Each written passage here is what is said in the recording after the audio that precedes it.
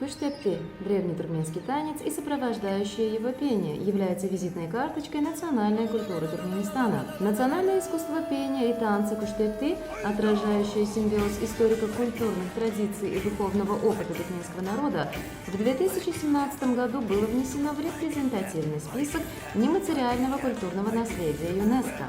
Танец отражает бесконечный круговорот бытия, идеи единства, любви и созидания. Жесты имеют символическое значение. Поднятые руки олицетворяют солнце, а руки у сердца – связь и любовь. Исполнители двигаются по кругу в нарастающем темпе, сочетая плавные обороты с энергичными прыжками и хлопками. Танец сопровождается вокальными импровизациями за залами.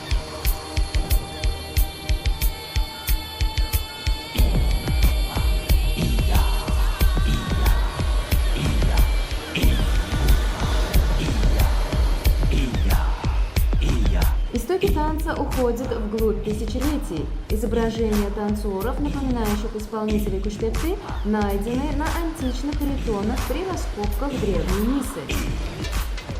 Сегодня куштепти – обязательная часть любого праздника и торжества в Туркменистане, объединяющая поколения через общие культурные ценности. Куштепти – это еще и торжество национального костюма. Платья китами девушек, украшенные серебряными оберегами, и традиционные папахи мужчин создают невероятную картину, когда круг приходит в движение. Куштепти – это не просто танец, а настоящий энергетический вихрь, объединяющий сердца и поколения. В его движениях заложена красота древних ритуалов, которая сегодня расцветает в ярком праздничном зрелище.